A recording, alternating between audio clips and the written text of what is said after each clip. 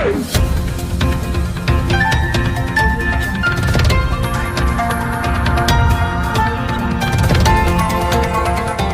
देख रहे हैं मगरा न्यूज राजस्थान, खबरें सबसे तेज।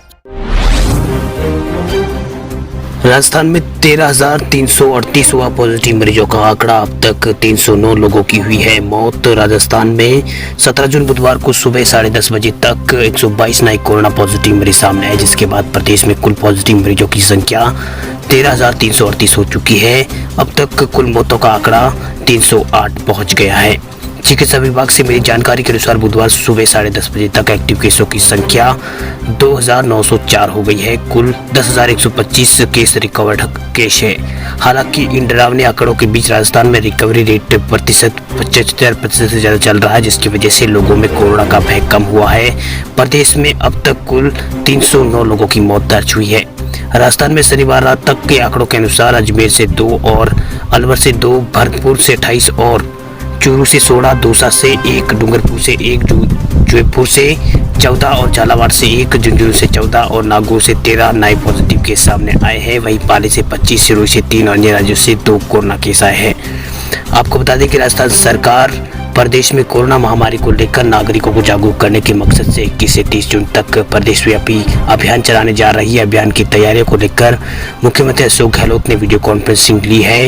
वीडियो कॉन्फ्रेंसिंग में राजस्थान सरकार के सभी मंत्री और जिला कलेक्टर, एसपी और चिकित्सा विभाग के अधिकारी जुड़े हुए थे। राजस्थान देश का ऐसा पहला राज्य है जो कि प्रदेश स्तर पर इतना बड़ा अभियान चला रहा है। मुख्यमंत्री अशोक गहलोत की अध्यक्षता में मंगलवार को मुख्यमंत्री निवास पर हुई बैठक में कोविड-19 और लॉकडाउन के कारण निजी बसों का संचालन नहीं होने के आधार पर प्रदेश में निजी ऑपरेटर्स का अप्रैल, मई एवं जून में 3 माह का पूरा मोटर वाहन टैक्स माफ करने का निर्णय किया गया है। इसके अलावा जुलाई और अगस्त और सितंबर में टैक्स में राहत देने का निर्णय किया गया है। परिवहन मंत्री प्रताप सिंह खाचरियावास द्वारा निजी बस ऑपरेटर के साथ परिवहन भवन में हुई बैठक में इस निर्णय की घोषणा की जाने के बाद प्रदेश भर की निजी बस ऑपरेटर में खुशी की लहर है और सभी यूनियनों ने मौके पर ही चक्काजाम हड़ताल समाप्त करने की घोषणा कर बसों का संचालन प्रारंभ कर दिया है। परिवहन मंत्री प्रताप सिंह खाचरियावास ने निजी बस ऑपरेटर्स के साथ हुई बैठक में कहा कि सरकार किसान, उद्यम और विद्यार्थी, कर्मचारी, व्यापारी हर वर्ग के साथ खड़ी है। वही कोविड-19 की असामान्य परिस्थितियों के कारण विभिन्न वर्गों के सामने कई तरह की समस्याएं हैं। निजी बस ऑपरेटर को भी इन परिस्थितियों के कारण नुकसान से उबारने का समय देना जरूरी है। इसको देखते हुए मुख्यमंत्री अशोक गहलोत ने मंगलवार को वित्त, परिवहन और गृह विभाग के वरिष्ठ अधिकारियों के साथ बैठक कर निजी बसों का अप्रैल, मई, जून माह का पूरा टैक्स माफ करने के साथ साथ निजी बस ऑपरेटर को विशेष कर राहत देने का निर्णय लिया है। खाचरियावास ने बताया कि प्रदेश में करीब 30,000 निजी बसें हैं।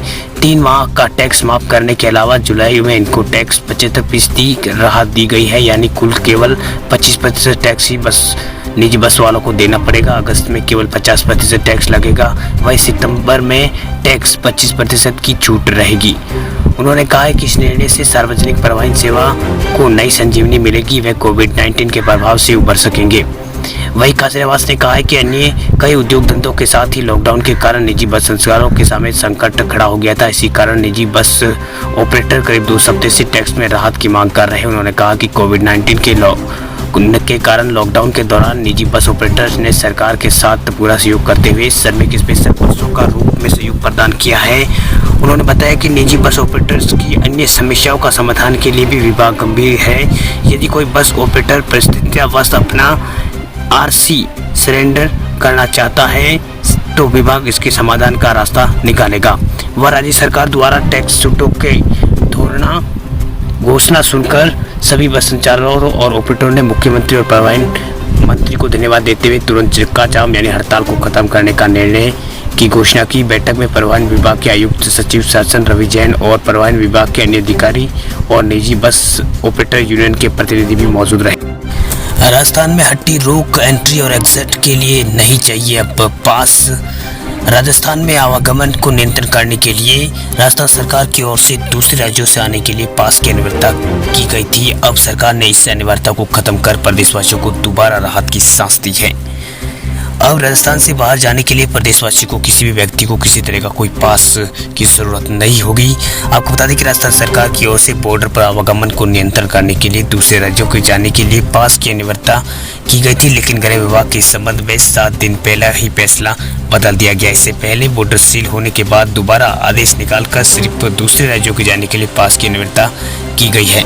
आपको बता दें कि दूसरे राज्यों जाने के लिए 10 जून से पास की व्यवस्था की गई है। मिली जानकारी के अनुसार राजस्थान में जहां दूसरे राज्यों से जाने वाले बिना पास के आवागमन को छूट दी गई है, वहीं दूसरी और अभी भी सीमाओं पर पहले की तरह स्क्रीनिंग व्यवस्था लागू है और आगे भी ये जारी रहेगी। राजस्थान में अब तक 10,000 से अधिक संक्रमित मरीज हुए हैं ठीक। राजस्थान में कोरोना मरीज का ठीक होने की दर लगभग 76% तक पहुंच गई है। अब तक 10,000 से अधिक मरीज स्वस्थ हो चुके हैं। चिकित्सा विभाग के अनुसार बुधवार सुबह प्रदेश में कोरोना के 222 मामले सामने। इसके साथ ही संक्रमितों की संख्या 13,338 तक जा पहुंची है। इनमें अब तक 10,125 मरीज ठीक हो चुके हैं। 75.91% जो रिकवरी रेट राजस्थान का है, जिसमें 10,034 मरीज को अस्पताल से छुट्टी मिल चुकी है। राज्य में बुधवार सुबह आई पॉजिटिव रिपोर्ट के मुताबिक 163 मरीज ठीक हुए हैं, जबकि 298 को अस्पताल से छुट्टी दी गई है। राज्य में अब तक 2904 एक्टिव केस बचे हैं। राज्य में सर्वाधिक कोरोना संक्रमित 2628 जयपुर जिले से सामने आए हैं, यहाँ पर जिनमें 2150 स्वस्थ हो चुके हैं और उन्हें अस्पताल से छुट्टी भी दे दी गई है। अब जयपुर में 339 सक्रिय मरीज हैं। जयपुर में इससे अब तक सर्वाधिक 139 लोगों की मौत हो चुकी है कोरोना के कारण। इसी तरह जोधपुर में 2210 मामले हैं, इनमें 1722 मरीज ठीक हो चुके हैं। 1717 मरीजों को छुट्टी मिल चुकी है। अब जोधपुर में केवल 469 सक्रिय मरीज है, जबकि 28 लोगों की मौत यहां पर हुई है। वहीं भरतपुर में 1097 मामलों में से 531 स्वस्थ हो चुके हैं। 547 अभी सक्रिय मामले हैं। भरतपुर में अब तक 19 मरीजों की मौत हुई है। पाली में अब तक 844 कोरोना संक्रमित सामने आए हैं, जिनमें 721 स्वस्थ हो चुके हैं। 215 सक्रिय मरीज बचे हैं। उदयपुर में 724 मामलों में से 565 स्वस्थ हो चुके हैं, बाकी 57 सक्रिय मरीज हैं। उदयपुर में अब तक इससे 2 लोगों की मृत्यु कोरोना के कारण हुई है। अलवर में 315 मामलों में से 69 स्वस्थ हुए हैं। 223 सक्रिय मरीज है। इसी तरह अन्य जिलों में कई मरीज स्वस्थ हो चुके हैं। प्रतापगढ़ ऐसा जिला जहां एक मरीज की मौत हो गई, जहां एक मरीज की मौत हो गई, जबकि शेष 13 मरीज अब स्वस्थ हो चुके हैं। बांसवाड़ा में 90 मामलों में से 87 स्वस्थ हो चुके हैं, जबकि 2 मरीजों की मौत हुई है। अब केवल एक ही कोरोना का केस बांसवाड़ा में बचा है। इसके अलावा 12 में 3, चित्तौड़गढ़ और चूरू, बूंदी और जिसमें राजसमंद में 8 मरीज एक्टिव बचे हैं। प्रदेश में कोरोना से अब तक 309 लोगों की मौत हो चुकी है, जो कि 2.32% है देश का।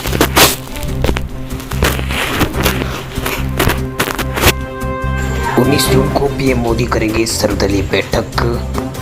19 जून को प्रधानमंत्री नरेंद्र मोदी सभी दलों के नेताओं के साथ करेंगे बैठक। चीन के हमले के दौरान लद्दाख की गलवान घाटी में 20 भारतीय जवानों के शहीद होने पर उठी आवाजों के बीच प्रधानमंत्री नरेंद्र मोदी 19 जून को सर्वदलीय बैठक बुलाई है। शाम 5 बजे होने वाली इस वर्चुअल मीटिंग में सभी प्रमुख राजनीतिक दलों के अध्यक्षों को बुलाया गया है। माना जा रहा है कि इस बैठक में प्रधानमंत्री नरेंद्र मोदी की ओर से विपक्ष को चीन की सीमा पर जारी तनाव के कारण से निपटने के प्रयासों के बारे में जानकारी दी जाएगी। प्रधानमंत्री मोदी ने ये बैठक ऐसे समय बुलाई है जब कांग्रेस अध्यक्ष सोनिया गांधी सहित प्रमुख विपक्षी दलों के नेताओं ने चीन की सीमावाद को लेकर सरकार से स्थिति साफ करने की बात कही है। विपक्ष सरकार को भरोसे में लाने की बात भी कहता रहा है। कांग्रेस सांसद राहुल गांधी भी कई मौके पर सरकार के इस फैसले पर पारदर्शिता बरतने की अपील कर चुके हैं। ऐसे में कयास लगाए जा रहे हैं कि भारत और देश के प्रधानमंत्री मोदी इस बैठक के जरिए विपक्ष की ओर से उठाए जाने वाले सारे सवालों का जवाब दे सकते हैं, ताकि चीन से विवाद के मसले पर किसी तरह की किसी को कोई भ्रम ना हो।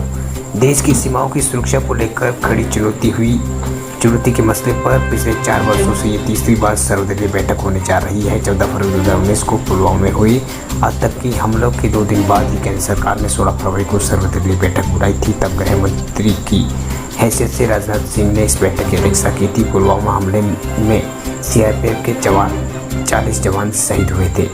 वहीं इससे पहले 18 सितंबर 2016 को भी कश्मीर के उरी के सेना के कैंप पर भीषण आतंकी हमला हुआ था, जो 2 दशकों में पहली बार इसी तरह के आतंकी हमलों में 18 जवान शहीद होने पर देश में तीखी प्रतिक्रिया हुई थी। तब से सर्वदलीय बैठक हुई थी। इस बैठक की अध्यक्षता भी तत्कालीन गृह मंत्री राजनाथ सिंह ने की थी। खास बात यह है कि पुलवामा पर सर्वदलीय बैठक में जवाबी कार्रवाई एयर स्ट्राइक से पहले हुई थी, जबकि उरी हमले में हुई बैठक 28 सितंबर 2016 को हुई सर्जिकल स्ट्राइक के एक दिन बाद 29 सितंबर को हुई थी।